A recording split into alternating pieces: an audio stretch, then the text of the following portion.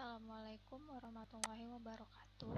Perkenalkan, nama saya Hairun Nisa dengan nomor induk mahasiswa 4193131046. Saya dari kelas Program Studi Pendidikan Kimia 2019A, Fakultas Matematika dan Ilmu Pengetahuan Alam Universitas Negeri Medan. Nah, di sini saya akan memaparkan hasil analisis video ataupun rangkuman dari video pembelajaran yang sebelumnya sudah diberikan oleh Miss Siti Rahma pada mata kuliah Kimia Logam Utama. Dan di video tersebut membahas mengenai logam transisi. Yang pertama, logam transisi ini dikenal juga dengan logam blok D. Nah, kenapa dikatakan logam blok D? Karena unsur-unsur pada logam transisi ini elektronnya menempati orbital D, makanya dia dikatakan logam blok D. Kemudian, kenapa dia dikatakan logam transisi? Karena letaknya yang berada di antara logam blok S, yaitu logam alkali dan alkali tanah, dan juga logam blok P, yaitu dari logam golongan 3A sampai golongan 7A. Dan logam transisi ini umumnya dia bersifat sangat reaktif dan juga dingin. Dan biasanya yang kita kenal itu logam transisi umumnya bersifat toksik atau beracun. Tapi ternyata logam transisi ini sangat penting dalam perkembangan ilmu biologi, seperti untuk membuat obat-obatan, dan contohnya juga ada besi yang sangat penting dalam sistem peredaran darah di tubuh kita, di mana logam besi tersebut membawa oksigen ke darah. Selanjutnya juga ada unsur kobalt yang terdapat dalam vitamin B12, dan ada unsur nikel yang sangat penting bagi bakteri. Jadi karena nikel ini sangat dibutuhkan oleh bakteri dan bakteri itu kita butuhkan, jadi sama halnya kita juga membutuhkan unsur nikel ini. Selanjutnya pada video tersebut juga ada memaparkan penelitian yang dilakukan oleh Sarah Baumann, di mana dia meneliti tentang protein dari Helicobacter pylori atau biasa disingkat dengan H. pylori, di mana bakteri tersebut merupakan bakteri patogen dan sulit dihancurkan dengan antibiotik. Nah, kenapa dia sulit dihancurkan dengan antibiotik? Jadi ketika antibiotiknya itu masuk ke tubuh kita, ke dalam perut, si antibiotiknya ini sudah hancur duluan karena kondisi lambung kita yang asam. Jadi dia belum membunuh si bakteri tadi, sudah hancur duluan. Makanya si bakteri tadi sulit untuk dihancurkan dengan antibiotik. Selanjutnya pada penelitian tersebut juga menunjukkan bahwa logam nikel ini merupakan logam yang sangat esensial bagi bakteri H. pylori tadi, di mana bakteri tersebut membutuhkan sekitar 24 ion nikel untuk membentuk enzim urease namanya. Jadi ketika bakteri tersebut masuk ke tubuh kita, masuk ke perut, nah dia tidak akan hancur karena kondisi lambung kita yang asam, tetapi dia mampu membentuk buffer ketika masuk ke dalam perut dan kemudian membentuk enzim urease. Selanjutnya yaitu salah satu alasan mengapa logam transisi ini begitu kuat, yaitu karena dia suka membentuk kompleks dengan molekul atau dengan ion kecil. Jadi ketika bicara tentang logam transisi, maka kita akan berbicara tentang senyawa kompleks. Nah, senyawa kompleks itu ada dikenal namanya atom donor. Nah, atom donor ini disebut dengan ligan dan dia merupakan basa Lewis yang menyumbangkan elektron. Jadi, ligan tersebut itu punya pasangan elektron bebas sehingga dia mampu menyumbangkan elektron pada logam yang diikatnya. Nah, logam yang diikatnya itu yaitu logam transisi. Nah, logam transisi inilah yang bertindak sebagai aseptor yang merupakan asam Lewis dan menerima elektron. Jadi si logam transisi ini dia menerima elektron dari pasangan elektron bebas milik si ligan tadi. Kemudian pada senyawa kompleks ada dikenal dengan kompleks koordinasi atau biasa disebut halide. Nah, kompleks koordinasi itu sebenarnya apa? Nah, jadi kompleks koordinasi itu logam itu dikelilingi atau diikat oleh ligan-ligan. Jadi, misal ligan amina menghalide logam kobalt misalnya. Artinya si ligan amina itu tadi mengelilingi atau mengikat si logam kobalt tadi. Kemudian pada kompleks koordinasi ini ada dikenal dengan bilangan koordinasi, di mana bilangan koordinasi itu sama dengan jumlah ligan. Jadi kalau ditanya bilangan koordinasi pada satu senyawa kompleks, maka kita hitung saja jumlah ligan pada senyawa kompleks tersebut. selanjutnya yaitu bentuk geometri ligan. Tapi di sini sebelumnya ada diberikan jenis-jenis ligan. Nah, jenis-jenis ligan itu ada monodentat, bidentat, dan seterusnya. Dimana monodentat ini artinya pada ligan tersebut ada satu atom donor, kemudian bidentat ada 2 atom donor pada ligannya, kemudian tridentat ada 3 atom donor pada ligannya, tetra itu ada 4, penta itu ada 5, dan hexa itu ada 6 atom donor pada ligannya. Selanjutnya bentuk geometri ligannya itu bisa kita lihat di sini gambarnya. Nah, kalau ligannya itu ada 6 dan di sini logamnya itu disimbolkan dengan huruf M yang di tengah ini.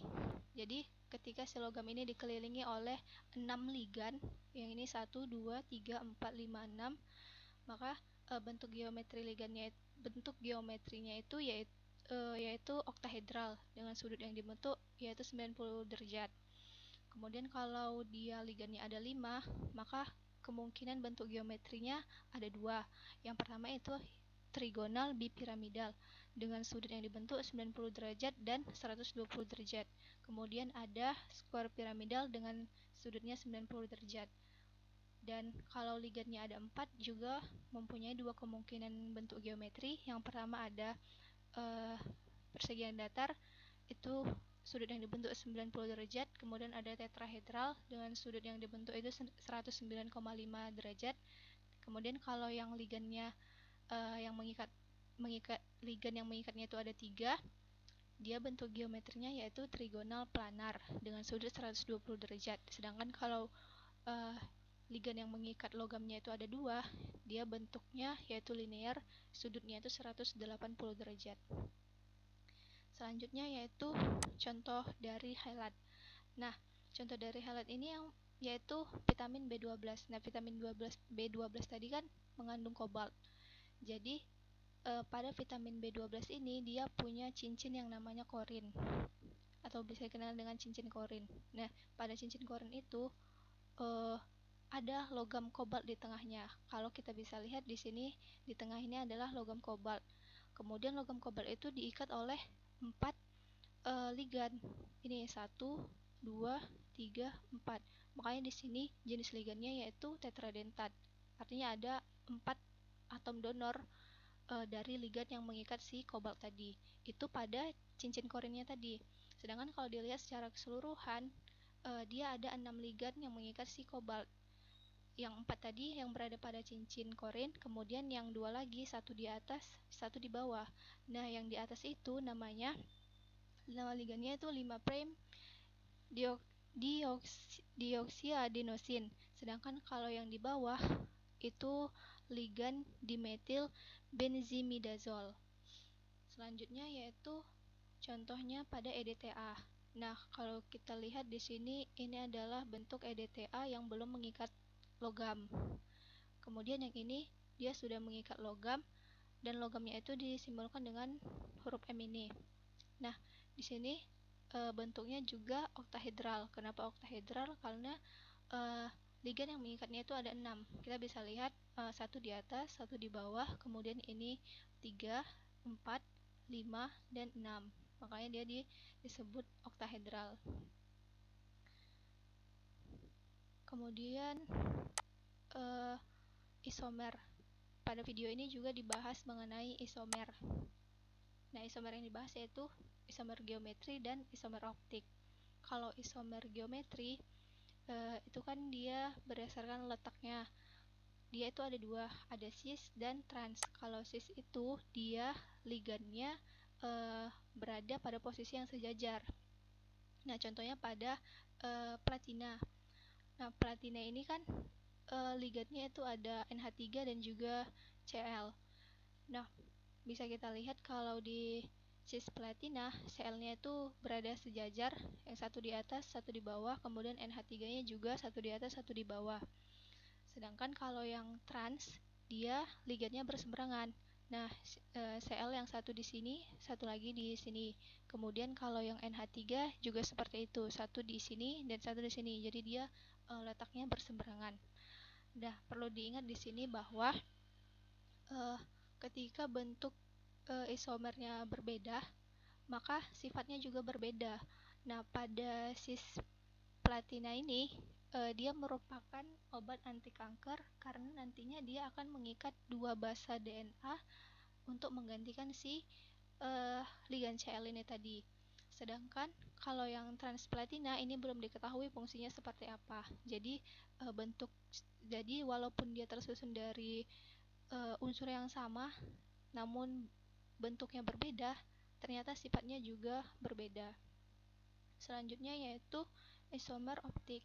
Nah, untuk isomer optik ini dia terjadi pada logam yang diikat oleh tiga ligan yang berbeda. Nah, bisa kita lihat di sini contohnya pada kobalt yang diikat oleh ligan NH3, kemudian Cl, kemudian H2O. Kalau dia isomer optik ini, dia merupakan bayangan cermin dari kedua struktur tersebut. Jadi ketika dia ditumpang tindihkan dia nggak bisa, artinya molekul-molekulnya tadi itu nggak jumpa secara bersamaan gitu. Jadi dia tidak bisa ditumpang tindihkan, melainkan kedua struktur ini merupakan bayangan cermin. Itu kalau isomer optik. Selanjutnya pada video ini juga membahas cara menghitung elektron pada orbital D. Nah, untuk menghitung pada elektron pada orbital D, langkah-langkahnya yaitu yang pertama menentukan bilox pada atom pusatnya, kemudian menentukan nomor golongan atom pusat di dalam tabel periodik, kemudian menghitung elektron pada orbital D dengan rumus nomor golongan dikurang bilox dari atom pusat tadi. Nah, contohnya yaitu ini CONH3 6 kali 3 positif. Jadi di sini kan ligannya yaitu NH3, kemudian atom pusatnya yaitu kobalt. Nah, kita cari bilox dari kobalt ini yaitu kobalt ditambah 6 dikali bilox NH3 sama dengan muatan dari muatan dari ion kompleks tadi yaitu positif 3. Nah, NH3 itu merupakan ligan netral sehingga biloxnya itu adalah 0. Makanya di sini CO ditambah 6 dikali 0 sama dengan positif 3. Makanya CO di sini biloxnya yaitu positif 3. Kemudian kita cari nomor golongan CO pada SPU. Nah, pada sistem produk unsur golongan CO itu nomornya yaitu 9. Maka untuk menghitung elektron pada orbital D, kita masukkan nomor golongan CO 9 dikurang bilox CO tadi positif 3, maka elektron pada orbital D yaitu ada 6. Atau bisa juga ditulis D6 menggunakan subscript di atasnya. Selanjutnya, contohnya pada NiCO 4 kali. Nah, CO di sini adalah ligannya, kemudian Ni adalah atom pusatnya. Kita cari bilox Ni sama seperti yang tadi, Ni ditambah 4CO sama dengan, nah ini kan muatannya 0. Nah, kita buat di sini muatannya 0. Nah, di sini adalah Ni. Dan CO itu merupakan ligan netral juga sehingga biloxnya itu 0. Makanya di sini Ni biloxnya itu adalah 0 juga. Kemudian nomor golongan Ni di sistem periode unsur itu yaitu 10. Makanya elektron di orbital D bisa kita cari dengan 10 dikurang biloxnya tadi 0, hasilnya tetap 10, maka dapat ditulis D10. Selanjutnya pada contoh ini CO, H2O2, NH3, Cl3 dengan muatan -1. Maka ligannya kan di sini ada H2O, kemudian ada NH3, kemudian ada Cl. Nah, CO itu merupakan atom pusatnya. Kita cari bilox CO-nya yaitu dari CO ditambah 2 dikali biloxnya H2O, kemudian ditambah bilox NH3, kemudian ditambah 3 kali bilox Cl sama dengan muatannya yaitu -1. Maka H2O itu kan ligan netral, maka biloxnya itu 0, NH3 juga netral, biloxnya 0, dan Cl itu biloxnya yaitu -1. Makanya 3 dikali -1 yaitu -3, kemudian kita cari bilox CO-nya, hasilnya adalah positif 2. Selanjutnya, untuk menentukan D elektronnya, nomor golongan CO di sistem periode unsur kan tadi 9. Nah, 9 dikurang Bilog CO-nya itu positif 2, maka di elektronnya itu ada 7 atau dapat ditulis D7. Sekian yang dapat saya paparkan, kurang lebihnya saya mohon maaf. Assalamualaikum warahmatullahi wabarakatuh.